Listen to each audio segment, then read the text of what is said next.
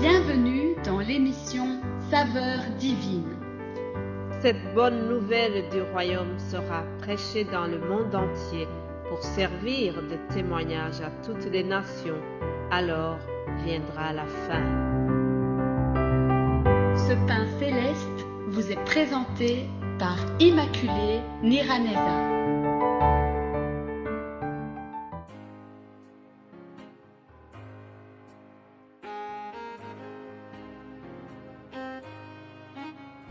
Je vous salue très chers amis à l'écoute de l'émission Saveurs divines.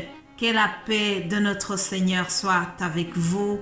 Bénissons le Seigneur qui nous fait arriver à ce vendredi.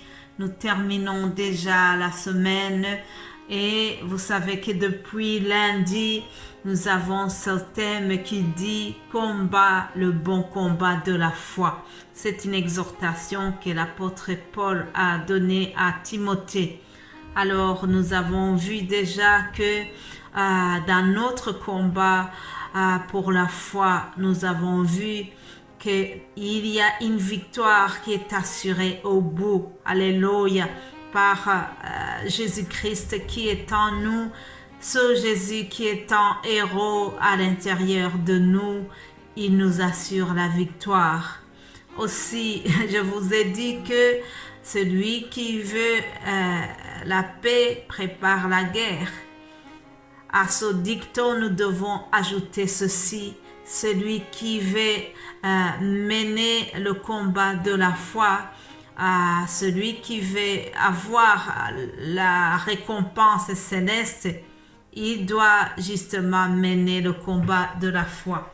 Il faut vraiment mener un combat pour avoir les récompenses qui nous attendent là au-dessus. Alléluia.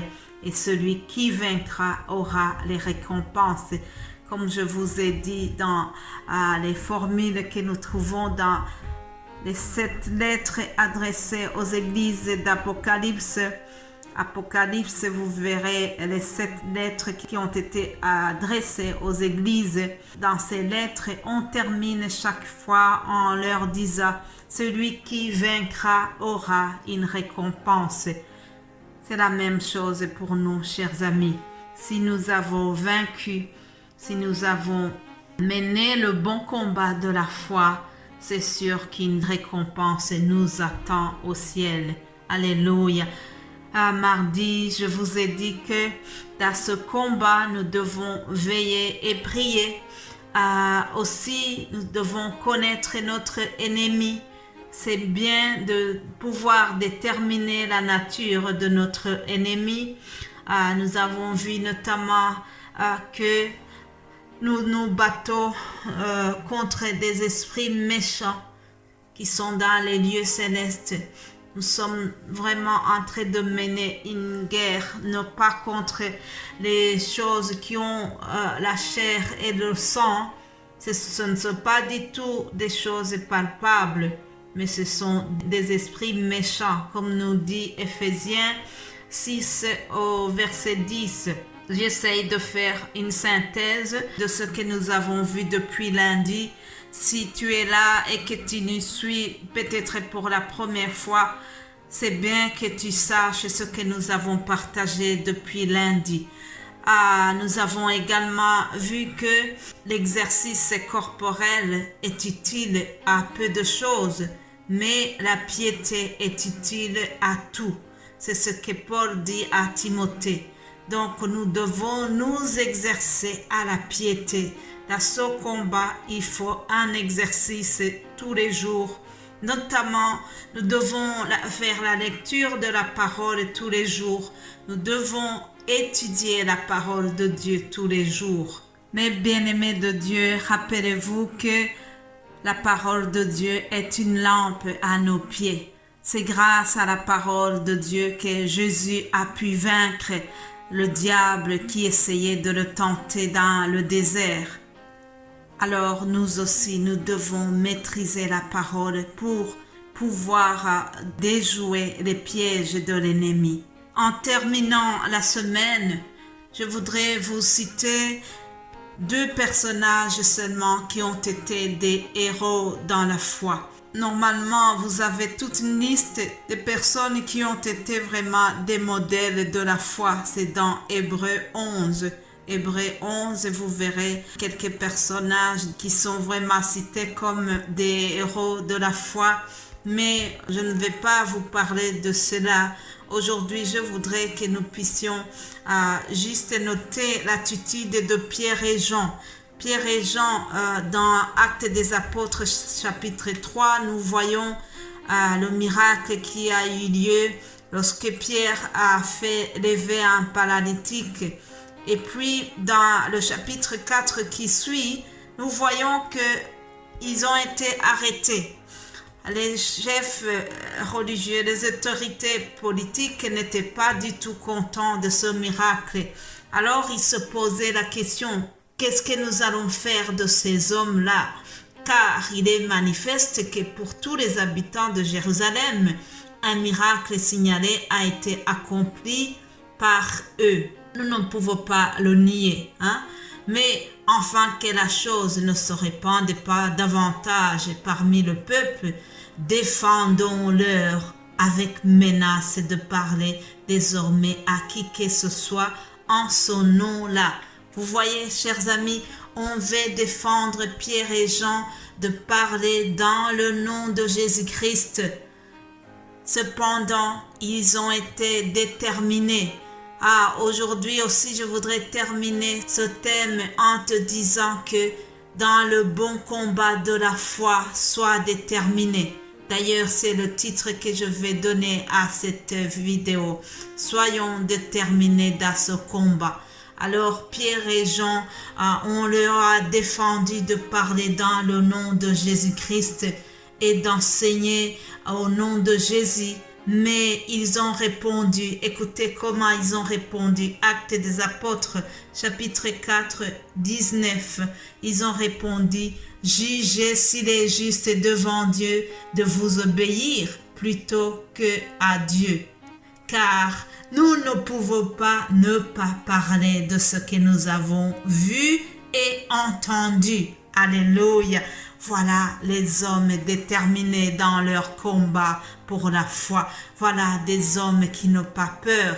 Voilà des hommes qui veulent absolument annoncer Jésus-Christ malgré les menaces d'emprisonnement, malgré les intimidations. Ils ont continué.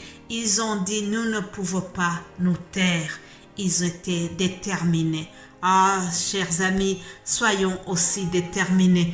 Et en terminant ce thème, je voudrais souligner une chose, c'est que dans ce combat de la foi, nous devons garder notre cœur plus qu'autre chose. Oui, chers amis, nous devons préserver notre cœur. Vous savez, la guerre spirituelle se gagne aussi par l'entretien de la pureté intérieure. Nous devons nous préserver purs. Soyons déterminés. Décidons comme Daniel qui avait résolu de ne pas se souiller. Mais bien-aimés de Dieu, ne permettons pas aux choses méchantes de pénétrer dans nos cœurs. Oui, nous devons refuser de critiquer les autres, d'avoir la jalousie, de mentir, d'envier les autres. La convoitise, ce sont des choses qui doivent s'éloigner de notre cœur. Et si l'ennemi te tente avec ces choses-là, cours, va faire appel au sang de Jésus-Christ. C'est ce sang qui purifie à nouveau. Dans ce combat de la foi, j'ai dit que la victoire est assurée. Mais il y a une condition. Jésus-Christ qui nous donne la victoire sur l'ennemi doit être assis sur le trône de notre cœur. Oui, je ne dois pas le mettre sur le trône du moi. Non, il doit vraiment régner dans mon cœur. C'est lui qui doit régner, c'est lui qui doit avoir la place privilégiée dans mon cœur. Mon frère, ma sœur, je termine en te disant, menons le bon combat de la foi. Sachons que c'est tout un processus et dans ce processus, le Saint-Esprit veut nous conduire. Mais nous devons aussi devenir comme une pâte qui est malléable dans les mains de Dieu. Oui, chers amis, soyons comme de l'argile entre les mains du potier. Soyons malléables, soyons vraiment des gens qui sont prêts à écouter, prêts à être changés. Et faisons cette demande à Dieu. Seigneur, viens, purifie mon cœur, afin que je puisse mieux mener ce combat de la foi. Je vous souhaite, chers amis, de terminer cette semaine en beauté, que vous soyez vraiment bénis abondamment dans tout ce que vous faites et restons ensemble dans ce beau combat de la foi. Alléluia, amen, amen. Bon week-end à vous et Dieu voulant, nous allons nous retrouver lundi. Amen.